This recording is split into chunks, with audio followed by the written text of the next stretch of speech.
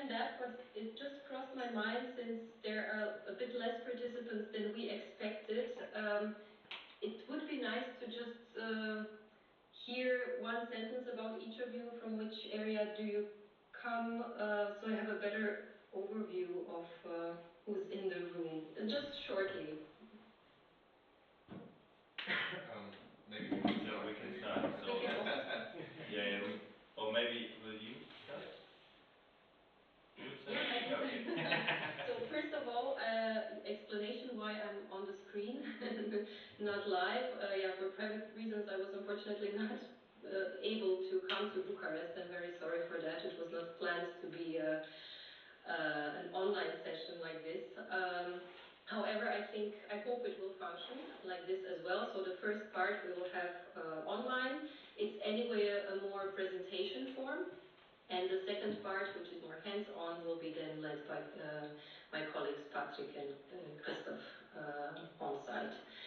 So all three of us come from University of Applied Sciences Düsseldorf, from MIREVI team. It's a team for mixed reality and visualization, where we work as scientific associates. So I'm personally project manager and researcher in the area of art, culture and technology, especially mixed reality field. And my background is actually in cultural anthropology and cultural studies and museum studies, so I don't come from the technology field, but I learned quite a lot in the last 7 years since I'm working there. I'm also very much interested in the interdisciplinary collaboration between culture and art field and technology field. So Patrick and Christoph. I'm Chris. I have more like a technical background.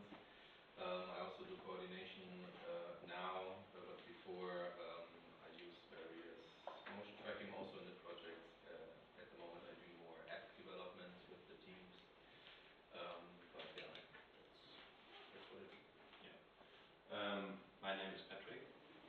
My background is in communication design, and I joined in MIREVI team as a project manager, designer for concept, and something like that. Yeah. On today, as a part of the workshop team. Yeah. I'm Sandra.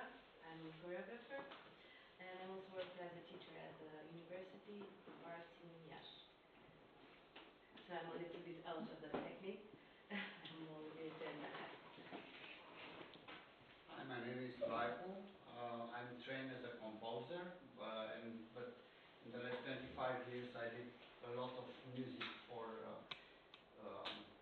theater, contemporary dance, for film and multimedia. I'm very interested in sound installation, but also in the last 3 or 4 years I'm very into video and very into AI, so I'm very curious from this point of view how I can learn things.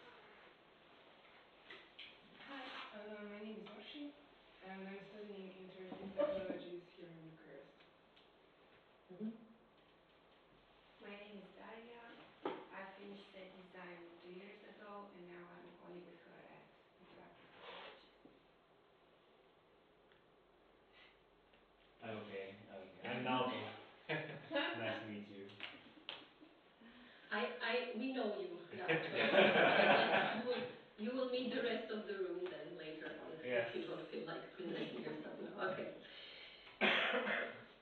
Hi, I'm Anna, and I'm coordinating the MODINA project from the part of the National Dance Center, who is one of the 8 partners who are involved in this project. Hi, I'm Chris. I'm basically an architect, and in the last maybe 15 years I tried to painlessly switch to set design and video design. Hi, my name is Octavian.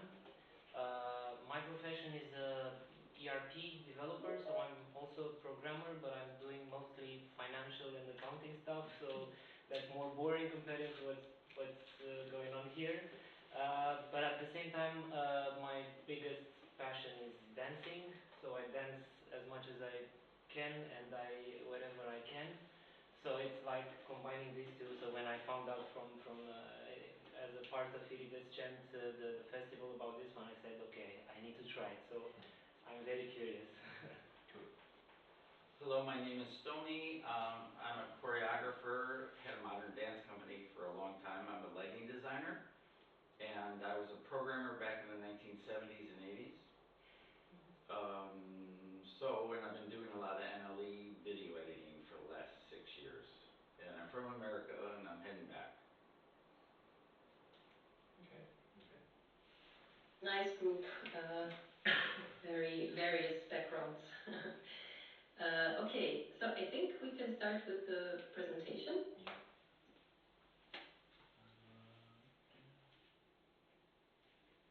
Yeah. I have to share it. So do you.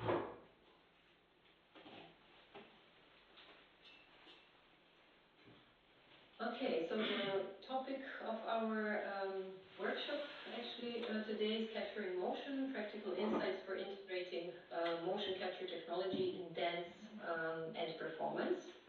I would like to say a bit about the context of our workshop today. The workshop is part of a MODINA project. MODINA stands for Movement, Digital Intelligence and Interactive Audience. It's an EU co-funded project in the framework of Creative Europe program.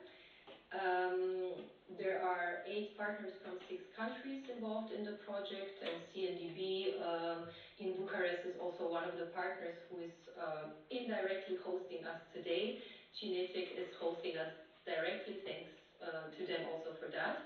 And our university, the University of Applied Sciences in Düsseldorf, is also one of the partners in the project. So we already presented ourselves. We can move on to a short overview of the program for today. So in the first part that is also live streamed and that will be more in presentation format, we will talk about the definitions and area of application of motion capturing, types of motion capture. I will give a short introduction into 4 MoCap products with use cases from our experience. So those are also products that we have in our lab in Düsseldorf and that we have experience with also in dance context. That's Azure Kinect, Capture, Perception Neuron, and OptiTrack. And then I will summarize this presentation part with some tips and overview of how motion capture can be used in art and dance, at least in our experience. In the second part, which will last roughly 1 hour, so this second half of the workshop, you will have a hands-on session with Patrick and Christoph on site. This won't be live streamed anymore. However, we will also published a short document where we will give some links and tips how to use this free software at home for those who want to repeat the process you will be doing later on. You will also be able to try out some of our projects, some of the apps that we developed through motion capture. Okay, so I will start with the definition. I think most of you already know what motion capture is, but let's just repeat it. Motion capture is basically a process of capturing and recording movement of either objects or people by using some kind of sensor. Those sensors can be different. And transforming this movement into data that computer can understand. Computer then calculates the position and rotation values out of this data and creates a skeleton that can then be used for further processing. Usually, or very often, that's used to animate a 2D or 3D character, but actually this information can be used in many different ways. For example, to trigger some sort of events in scenography, etc. I would like to also talk shortly about the areas of application of motion capture. The most obvious and actually the most profitable one, the biggest one, one is Hollywood movie industry, where MoCap is used to create humanoid characters mostly, so characters that are not existing but are supposed to move and act similar to humans, like robots or aliens. And also, it is used to expand on the existing movements of existing creatures, like animals that are, for example, supposed to talk. So, to expand a movement that is not usually in the specter of movement of an animal, for example. Very often in Hollywood, they combine body tracking with face tracking and finger tracking, which is then called performance capture, and it's used to achieve a most realistic look as possible. Since motion capture was actually, since movie industry is one of the first area where motion capture was used, it is still a very, very important aspect for further development of MoCap. So basically we can say what happens in movie industry today, it might be possible for us in culture in, I don't know, 5 to 10 years when it will get maybe cheaper. But yeah, it's a good orientation point of what's happening in the industry. Then the second area, medicine and sports. It's used for movement analysis and research, for example, in trying to optimize movement by finding errors in how a person stands or walks, prevention of injuries, or supporting faster recovery. And in professional sports, it's also used to analyze and simulate movements in order to further perfect the movements of the athletes. In robotics, we also use motion capture. Actually, we as well, because in a small part we also do robotics in our lab. In that field, motion capture is used to control the robots or to teach them how to look more human-like. Of course, because it is also proven that when they are similar to humans, they're also more likable. So that's a quite important area of application, and also as training data for interacting with robots, so they can understand humans. Also, the other way around.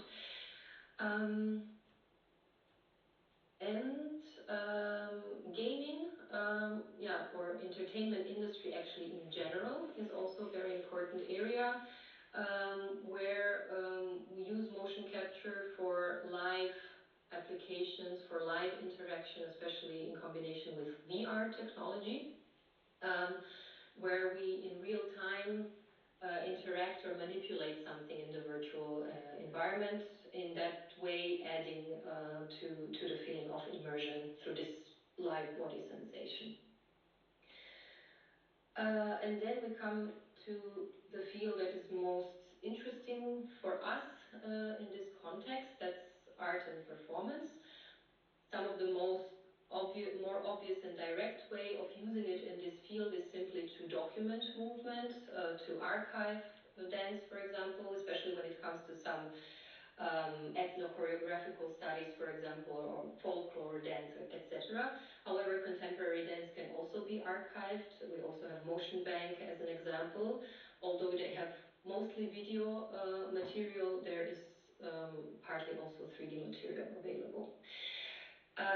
However, what interests us here is more the use of MoCap for artistic process and stage production. And in this case, it's a bit difficult to generalize and say how or why it is used in this context, but if I could summarize it, I would say it's mostly used to emphasize movement in art or to expand the body in some sense. Also, for example, by controlling an avatar through movements or triggering different events on the stage, like light or music when it comes to live events. And also in post-production, the recorded movement offers various aesthetic and dramaturgical possibilities for the piece. We will also have many concrete examples soon as we present the technologies. The reason why dance is here coming on the last place is also because none of technologies in motion capture industry is specifically produced or has in mind the use in culture and art. And this is actually the reason why we often face different problems when we use motion capture in dance, for example. Those are either hardware problems because the equipment is not made to be used for such a long time or in that intensity. And on the software side, there are also often problems in terms of precision over longer time, over performance time, for example. In any case, I would say that use of MoCap in art and culture is a good example of technology appropriation, so to say, where many unexpected creative solutions happen in the process of trying to adapt to technology or also of trying to adapt the technology to the art. We will also have some examples for that later on. So, types of MoCap. There are different ways of how we can divide, how we can categorize motion capture. I will here give a short overview of how we differentiate it based on where the sensor and where the reference is placed. So reference is a point to be tracked. It's a trackable position. It can be a marker, the body itself. It can be a sound or a color, so different things. And the sensor is basically the piece of hardware that tracks this trackable reference. Very often that's a camera, but it doesn't have to be only a camera. So we have inside-out tracking, inside-in tracking, and outside-in tracking. Inside-out tracking is a type of tracking where we have the sensor on the body and the reference in the environment. The example of that is on the lower left picture, where the person is carrying VR, some sort of VR glasses. That's his sensor. And in the area around, there are sort of codes that are, in this case, the reference. This is a type of capturing that allows for absolute position tracking, because the position of the moving person or the moving object can be calculated in relation to the area around. 90% of VR systems actually function like that. Inside-in tracking is an example of relative tracking, because both sensor and reference are placed on the body. That means that their position in the environment is only estimated. So the moving body does not know where it is in a certain moment, because there is no reference in the environment. This is a negative aspect of this type of motion capture, but it is also positive on the other side, in a sense that, for example, there is no occlusion, there is no barrier that can happen between the sensor and the reference, because they're basically on the same place. Outside-in tracking is the third type, where the sensor is in the environment and reference is on the body. That is a very accurate absolute tracking with hardly any restrictions on the body, but it comes also with some disadvantages that I will then talk a bit more later in the examples. I would also like to mention that inside-out tracking is usually not used for tracking body, so it is a bit less interesting for us in this case, unless we are combining it with one of the other two types. That's because it is only practical for tracking a low number of objects, and if we want to track a movement of a body, we need many points on the body.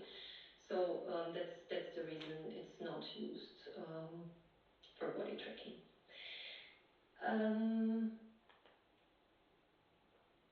I would start now with the first example of a product. That's Azure Connect. It's a type of outside-in system. It consists of one sensor with depth image camera. That means there is no need for markers or suits, which makes it very easy and fast to set up. Patrick, you can also start the video. As I explain the product, there will be a video example running in the background, so you can have a better impression of how the system works. So the system combines three different types of data. That's infrared, depth image, and color image. And the computer basically then creates a skeleton out of this three type of data. It's not super precise in comparison to some other high-end products, but it is a very cheap solution. It costs around 400 euros. It's not produced anymore under this name. That was Windows product. You can still get it on the market, but the license got sold also to other producers, and you can find basically the same system under names FEM2 Mega and FEM2 Bold. It can track up to 12 people in range of 6 meters. That's the official number. However, that's often not possible due to very small area. It's not easy to track 12 people in 6 meters, especially because it has problems with occlusion. So when the people are covering each other, the limbs start to be shaky, or they're not visible at all.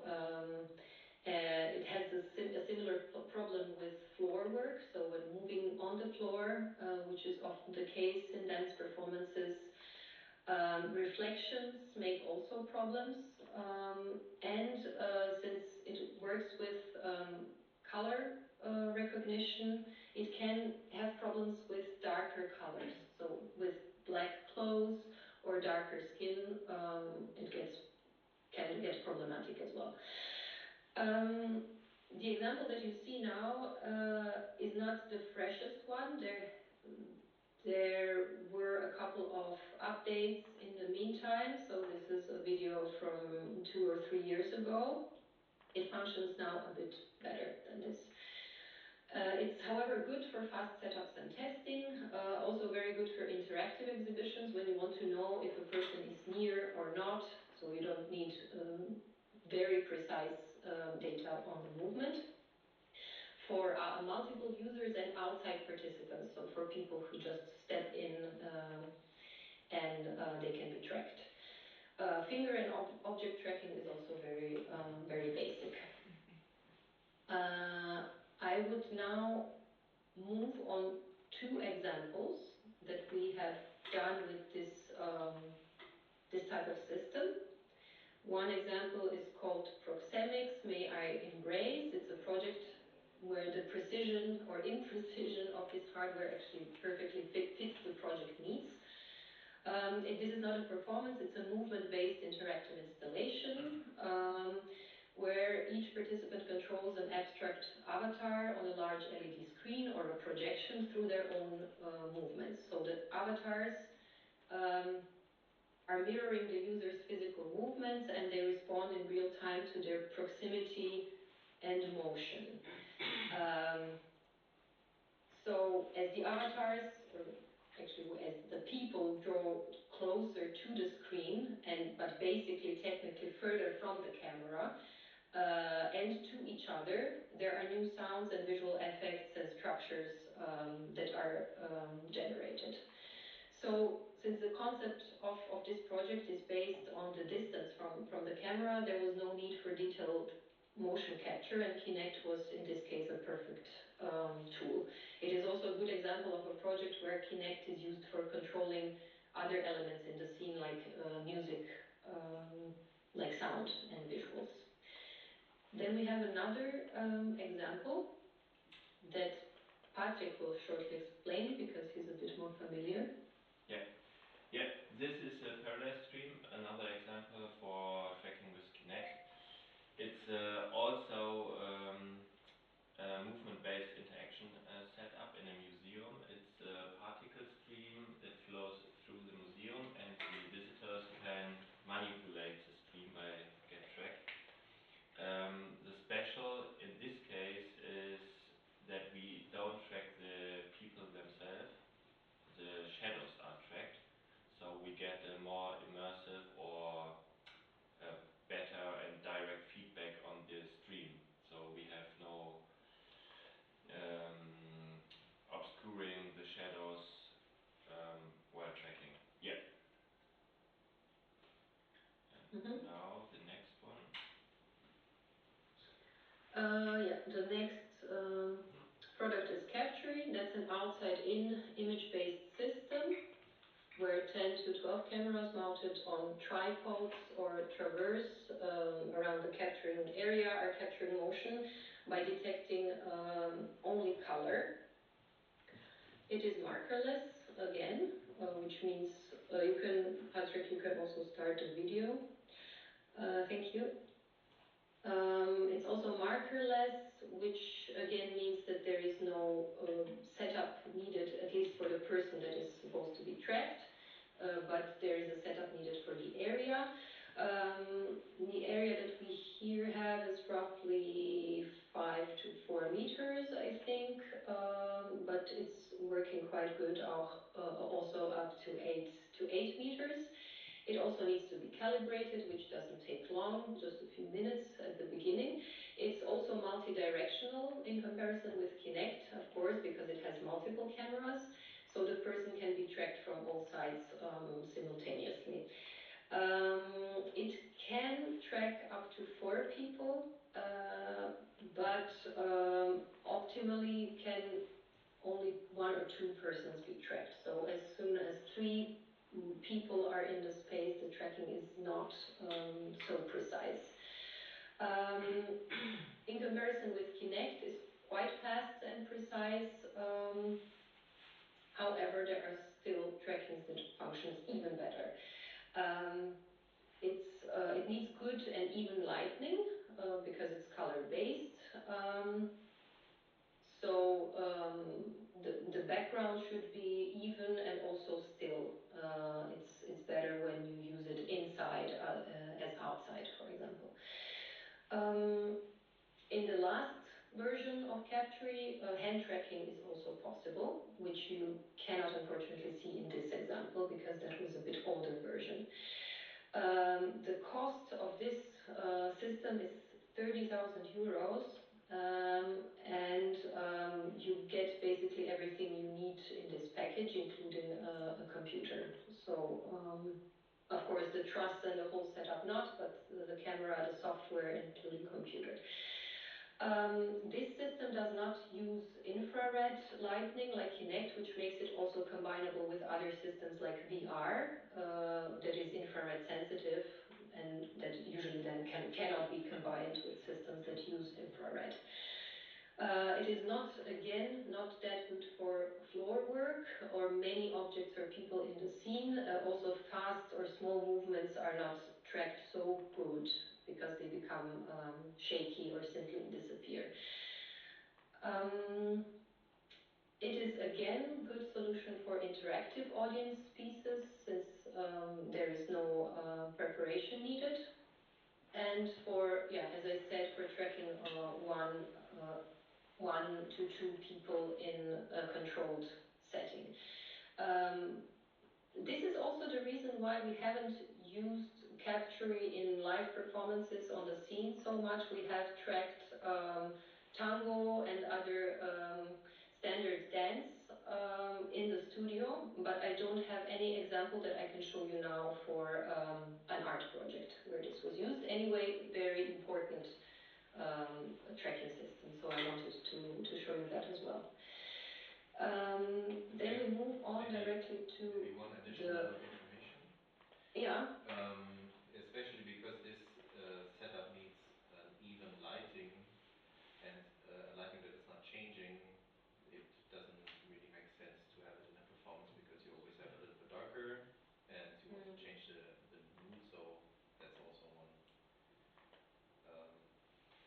Yeah, one that's example true why as well. it's not often used for Mm-hmm. performances. Yeah, good point. Thanks. And maybe like examples you can find like motion bank, they use a lot this system in the like latest ones with In Taneli order, Norma. yeah, in order Yeah. to document probably a movement in a Well, controlled setting, or yes, and also they kind of give the data to the like workshop participants to do some kind of like moving avatars or making some traces. So that was like a whole package of work they did.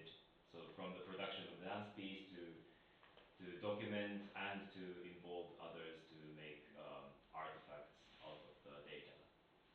mm-hmm. And it's all Gaptury system. The Gaptury, Okay. yeah. And I heard they kind of have the modified Gaptury system, Uh-huh. like tailored for them. Okay. Yeah. Good. Okay, interesting. Mm. So the third product is perception neuron. It's an example of an inside-in motion tracking system that is IMU sensor based. That means it has many sensors that are connected on straps on the body, which are basically electronic devices that measure acceleration, orientation, angular rates, etc. It's again not at all a complex setup. It does need some time to set the sensor and straps, which might become a complex setup when you use it in a live performance. But basically, there is no need for setup in the environment. It's quite simple. It's also quite precise. I mean, I'm all the time saying precise or not precise. If you want to have exact information, I also have numbers, but I just thought it's boring to spit out numbers that no one actually remembers. But I do have information on that as well. It can get even more precise by measuring each body part of the person who is wearing it. So in this way, you can get a more precise skeleton, so it can get even better. It is battery operated with sensors lasting up to 5 hours. It functions through Wi-Fi connection, so it has quite a big range from 50 or even up to 100 meters. So it's also good for outdoor tracking or maybe performances where the performers are not all the time on the stage, but maybe want to move further from the stage. As I mentioned earlier, in relation to inside-in systems, it doesn't have any occlusion problems because there is no sensor outside in the environment, which is very good especially for use in dance context. It can also capture complex movements on the spot, and the floor work is also possible. However, I have to say that the sensors could be unpleasant when moving on the floor. So this is one backside of it. Also, performance in the dark is possible because it's not light sensitive. It also offers good possibilities to retract the live performance and to have even better results in post-processing. The price of the system is 6,000 euros, which in comparison with others seems quite moderate, but you have to take also into account that the system can then track only one person. So if you want to track 2 or 3, you have to buy several suits. There are also gloves available from Perception Neuron that costs around 1,500 euros. There is a calibration process needed, like the typical A and T pose, which doesn't last long. However, I have to say that it's often needed to be recalibrated because there are drifts happening that do add up in time.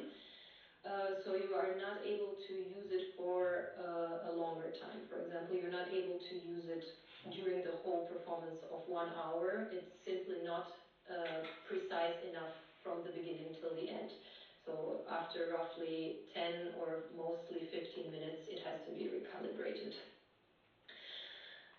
This is also the reason why this kind of systems are mostly used for capturing really short sequences, for example, in gaming industry. However, we did use it in dance context and quite a lot.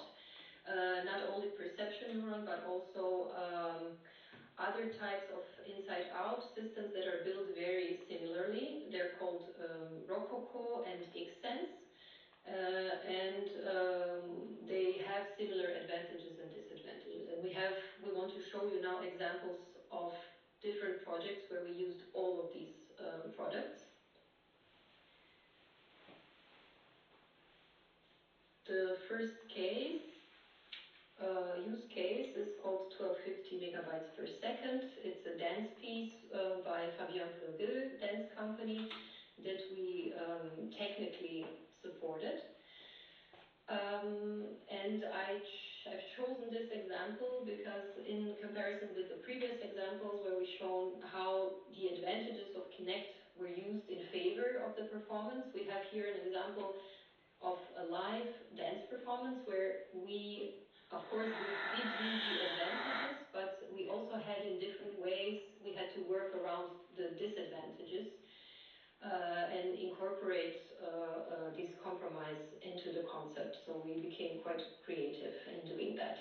Just a little bit about the performance before I explain the technical part.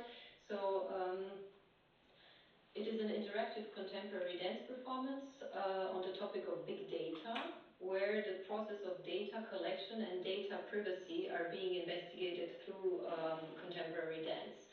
So the audience in this piece is standing on the stage, 30 people surrounding the dancers, who with the help of different types of technologies are sharing raw data about them to the audience, and each audience member can basically choose to which extent they want to see and collect this data, which at the same time means to approach the dancers physically. So for the experience of this performance, we developed a special app, and the audience was provided with smartphones and a developed app installed on it. And besides motion tracking, we used here several different technologies, but I will only explain MoCap today. So the dancers were tracked by the perception neuron suit, and we had one perception neuron gloves, and their specific movements functioned as triggers that released data on the phones. So based on the posture and movement of the dancers, there were live signals that were sent to the app, which were then triggering visual content on the screens. There were also sequences when an avatar was screened, mirroring the dancers' movements in real time. So, as I said, we had to come up with different solutions in order to keep the system functional during the whole piece. So here are a few examples what we did, and it's also interesting to say that all these compromise that happen was during the process of rehearsal and testing. So we were, of course, not aware of the problems that we will come across in the planning stage. It's a reason also why you have to plan a lot of time when working with this sort of technology. So first of all, we did not have budget for buying 4 suits, because there were 4 dancers in the piece, and for the choreographer it was important to achieve a unified feeling, and it was important for him that all the dancers wear the suit, actually the straps with the sensors. So we simply faked 2 suits. So in a way that we produced fake straps, and we 3D printed the sensors. So we have 2 real suits and we had 2 fake suits. However, there was always just 1 or 2 person tracked, and the visualizations were done multiplied. So it seemed, as we were tracking 4 people, we had 4 avatars, while there were just 1 or 2 people tracked. Due to a lot of floor work, there were the sensors on the outer leg of the sensors, and we placed them on the inside. It was quite good that the system allowed that, because this offset was calculated out through the calibration, and we still managed to have a good skeleton. This would, for example, not be possible with another suit like Rococo. As I mentioned, the system has to be calibrated often, every 10 to 15 minutes. So we decided to calibrate the gloves on stage, and we made it part of performance. Since the dancer was active on the stage for half an hour before, and we didn't have time to do it in the backstage, we basically just said, okay, it's interesting, we do it as part of the performance. Of course, we did have backup solutions for everything. We made a system where we could trigger manually if something is not triggered. However, we avoided to use it. We preferred the things to be imperfect. We used it simply in situations where nothing was triggered. We had problems with drifts over time with the suit, because it was not possible to calibrate the suit so many times. We calibrated it 5 minutes before the performance, and we tried to do all the important motion tracking parts in this first 15 minutes. And sometimes we had problems with the drift at the end of this time. I also have to say we did, I don't know, 7 or 8 performances, and the drift was always a bit different, so it's not reliable even when it comes to imperfections. It could be that also the venue where we performed had something to do with it, because it's also Wi-Fi based, so you have to take in mind when there is a lot of metal, for example, involved, it can be problematic for the Wi-Fi signal, and that's also something we noticed. I think I covered all the aspects, and those were quite a lot with this project. So I would now move to the second example. That's project Jugend, which is done with basically the same system but another product. It's called the Rococo suit. Jugend is a project from Chris Ziegler and Christina Bonansea that was developed also as part of MODINA project at Artistic Residency in Tanzhaus NRW, and we accompanied it as technical partners. The piece is basically pas de deux between a human dancer and an avatar. Did someone say something, or? No, it was the sound of the video. So. Okay. Where the human dancer, Christina, who is actually dancing in the piece, and an avatar that's projected in the background are kind of interacting live in the performance. The avatar was here animated in real time with the Rococo suit, and this is an example where we combined this inside-in MoCap system with Vive trackers, which are inside-out motion tracking system, in order to position the suit better in the room. Because, as I said, we don't have any information on where the moving person is when we use only the suit. We combined it with Vive trackers, and this was important in this case because we projected the face on the face of the dancer. So there was a projection mapping happening, and it was important for us to know the exact position of the dancer in the space. We also had some hardware problems. We're coming again to the point to the fact that these products are not produced for this purpose. So there were cables breaking all the time, basically after each rehearsal. and they had to be replaced. However, the streamed data itself was a bit more stable than with the previous example of perception neuron suit. Then we have another example where we use the third product, Xsense. There are I have a confession to make. Sorry. Nice.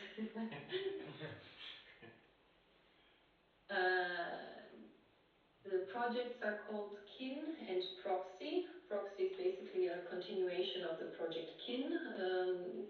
There are authored by choreographer Charlotte Tribus, also in collaboration with MIREVI.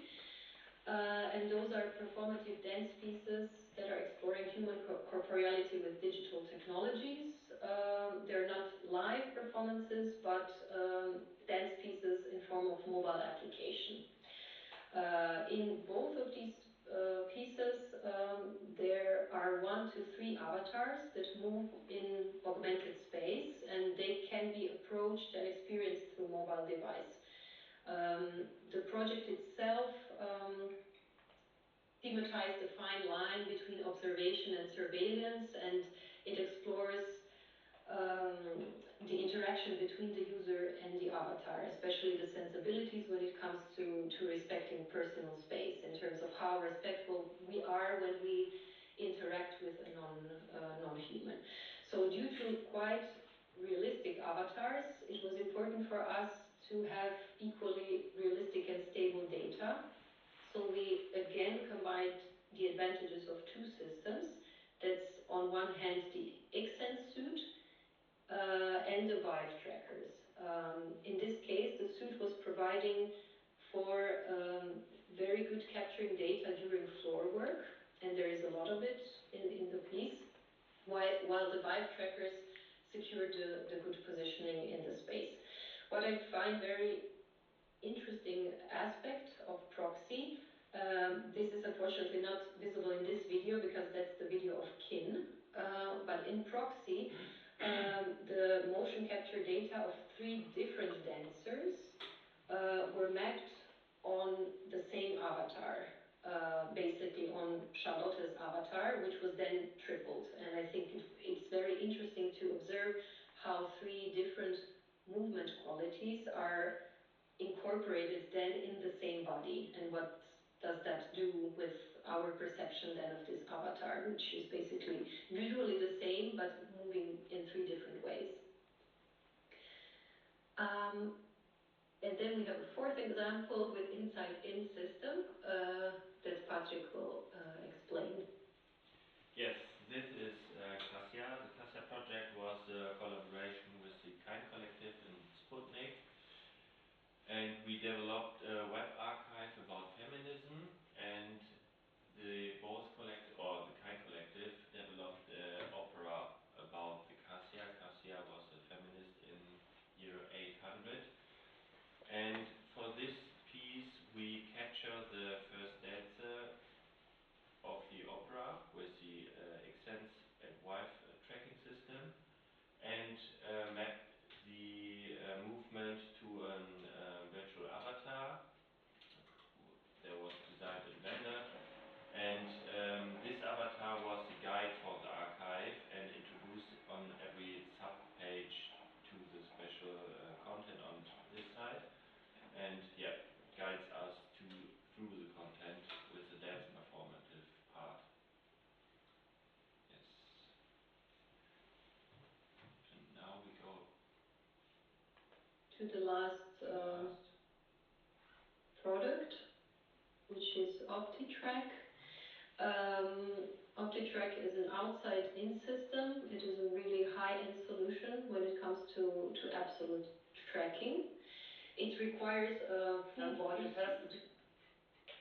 with retroreflective markers. So basically, the cameras that are positioned on the truss around the capturing area are throwing infrared light onto the markers, and the light is bounced back to the camera based on which the skeleton is calculated. It similarly to capturing, it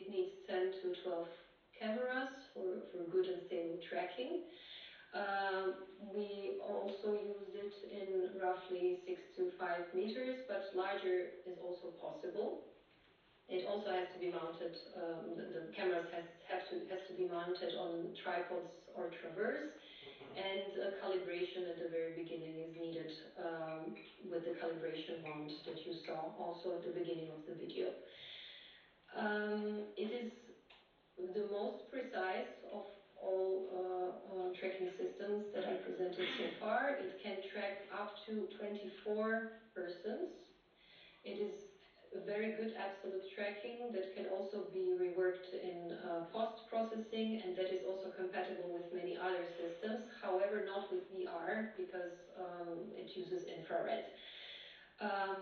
It has also good movement analysis options where each marker is traceable in post-processing, which is very good, for example, for medical analysis.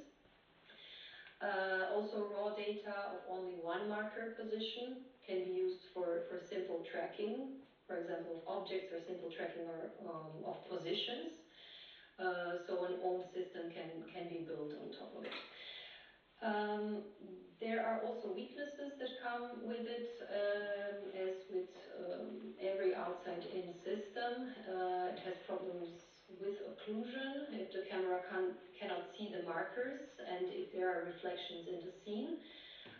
However, as I said, since the system has possibilities for retracking for the covered trackers, this is not so bad at the end. So you can get a very good result anyway.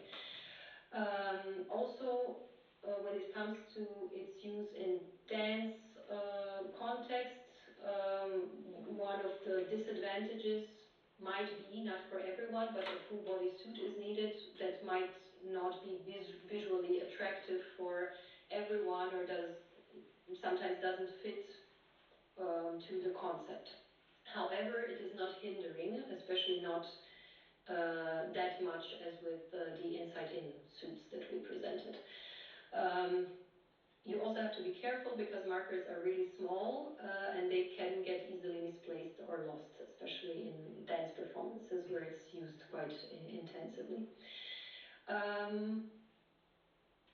Backside is also that you need a good indoor studio, and of course it's quite expensive, similar to Capture. It starts with around 25,000 euros. All in all, it's a very stable tracking for many people and objects, and can be used for really detailed animation and medical purposes. We have also two examples of using this system. One example is the project Oneironautica. It's a VR experience by Laurens Ullich in collaboration also with our lab and Charlotte Tribus. And the visitors, that's a VR experience where the visitors are taken on a sort of digital trip into a dissolving space, this particle space modeled on the auditorium of a theater in Germany, the Theater an der Ruhr. And the visitors basically move through a point cloud of the building where they encounter some sort of ghostly figures on the stage, hear voices from past performances. One of the scenes that we are here experiencing in this VR are two dancers. It's a short dance piece on this virtual stage of the theater.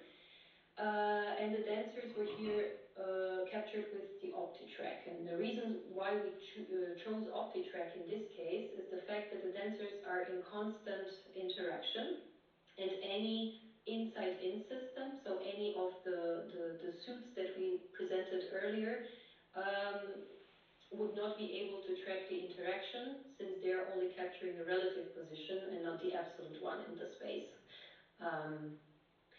This still does not come without problems because the contact between the dancers results with occlusion.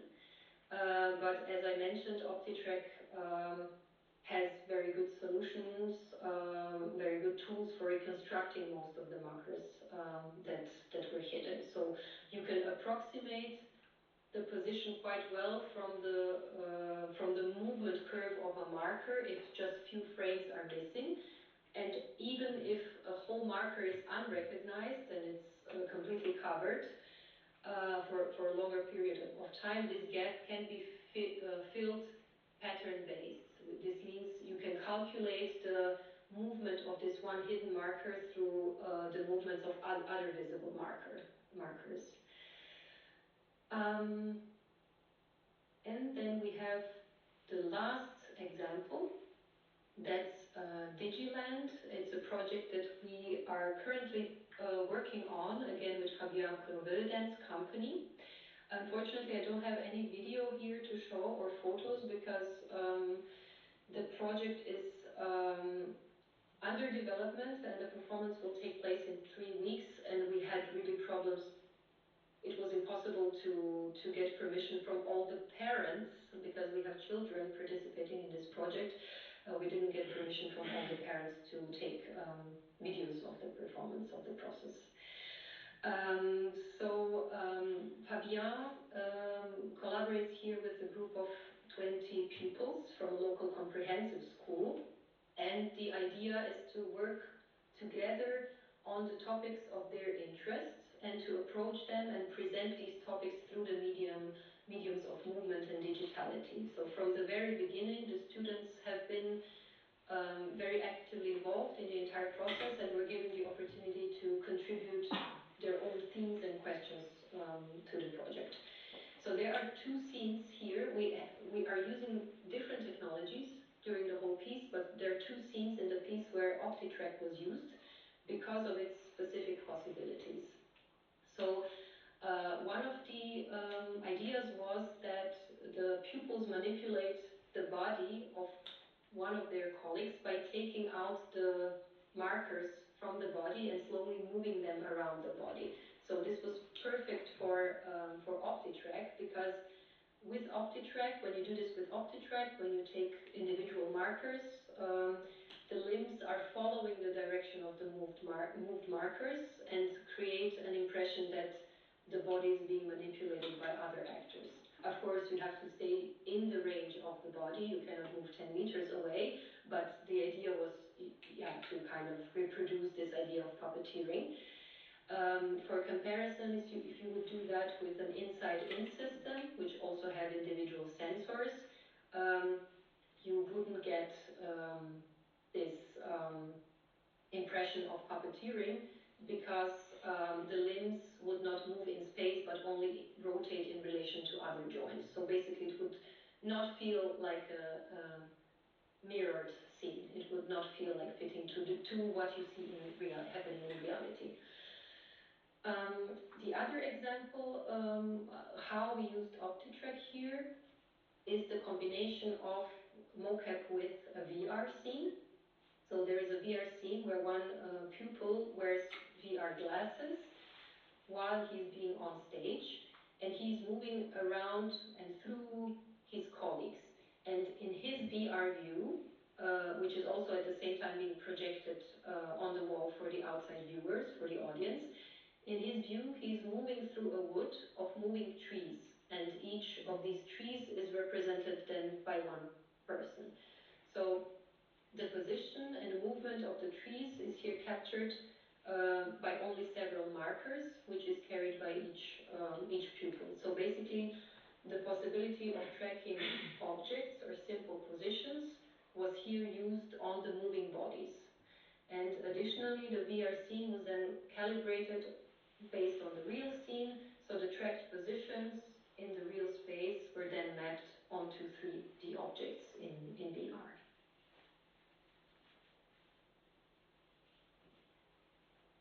Okay, so with this, I'm actually done with all the product examples and all the project examples that we did with it. Just to give a short summary of how we used MoCap in art and dance in our experience. So it was used for real-time animation of an avatar that is then either projected or screened or in a mobile application. Then for triggering an event in the scenography, like light, sound, or visualization, for participatory performances with audience interaction, for 3D recording of movement for VR or AR, also for translation of 3D into 2D data for web, and face tracking also for purposes of dramaturgy. There are also some tips that we want to share with you as a summary when you plan a development process with MoCap in dance in specific. I have kind of touched upon all of these points during the presentation. I just want to give a short overview. So when you plan a dance project with MoCap, we strongly advise to do interdisciplinary workshops for content development at the very beginning or as early as possible, because the choreographers, the concept developers, artists should exchange ideas with creative technologists as soon as possible so that the concept can develop with having in mind the technological possibilities. If possible, you should test different types of systems before buying. Sometimes you think that something fits perfectly, but it's actually not the perfect fit for the project. It's also good to check for open source software solutions. You will talk more about this in the second part. Also, it's important to be aware of the performance surrounding, meaning taking into account the lights, reflective surfaces, signals, materials, even architectural elements that might hinder the technology that you're using. Also, when you use MoCap systems in live streaming, you need a high level of network infrastructure, which is often not available at the venues, so it's important to take care of that early enough. Touring sustainability is very important for showing the tech pieces in the future also. So you should take into consideration the needs for software maintenance and also tech support for the touring, which means additional costs. Directly in relation with that, it's important to have good documentation, because some other people may take over the tech and they should be informed well on how the system is working. And on top of everything, you should really always plan enough time and have a plan B and plan C if needed. So I hope that this was informative for you. I will now leave the next part to Patrick. I think he has a few more information before you move on to the hands-on part. Yes, only some general information for the workflow afterwards. The production of the capturing the motion. The normal workflow is to export this 3D data to a 3D program like Blender or Maya or Motion Builder. And this is a place where we can go for the post-production to fix some bugs in motion capturing, like clipping or head spins around, or the drifts in the capturing. Also, we can make some individual cut splits or merge other animation together, and of course to map the whole animation to a avatar. And the second workflow is for live streaming. It's possible to live streaming the movement into a game engine or a program like Touch Designer or OSC protocols. So we see at the example of Yugen, this was a perfect live streaming example to stream the movement of Rococo capturing to Unreal, and then we use it for live on stage performance. Here the disadvantage is we got no chance for to post-production, so we can't fix anything. So it's live.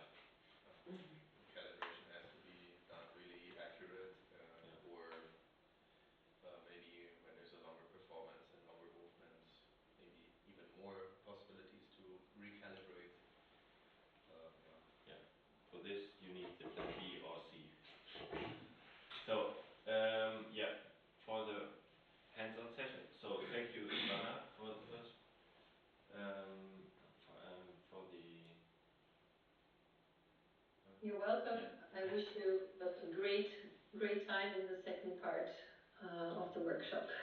And yeah, if you have any questions, I think it's makes more sense you talk directly with Christoph and Patrick also during the process about it, or you can also, or if you have any questions about the examples, you can also ask me directly while I'm here.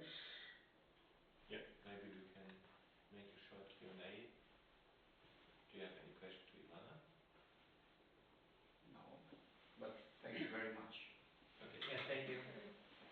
Okay, no You're question. welcome. Okay, have fun. So, see you soon. Do you leave the event or should I? I will leave. Okay. So, bye. Bye. Bye. Bye. Okay.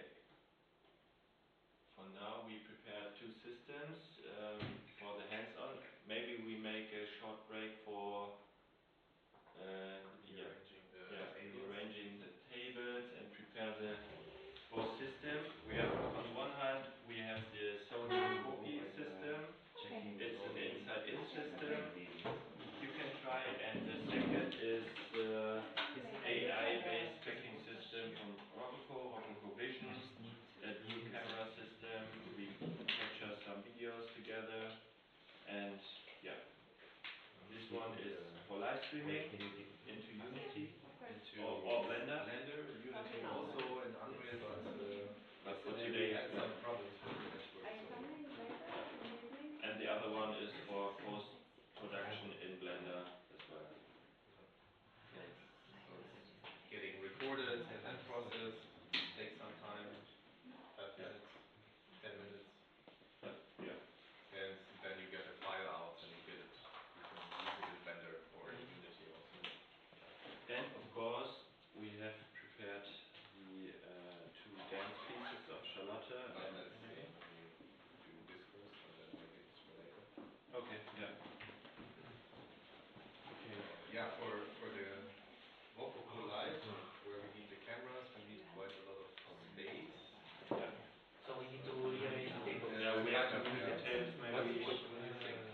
This side? I think we have to move the tables to this side. And we can put one camera there and one camera there. So we both need a nice screen angle. Can you hand me the... Okay. And then you... Or just, I'll just write to you. I will write Yeah. together one session. Okay. Okay, thank you so much. And I'll see you later. There. Oh, okay. Maybe this side. Oh. Okay. Yeah.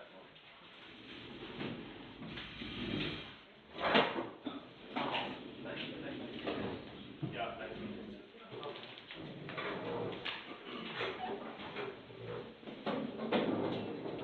So this one, Yeah. No, so instead of camera. So you want to put it there? Yeah. So maybe turn it. Okay, turn around. Then it's.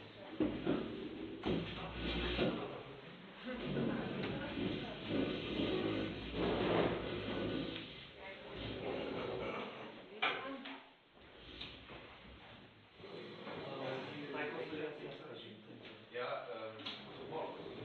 Skoczy tu parę. Da.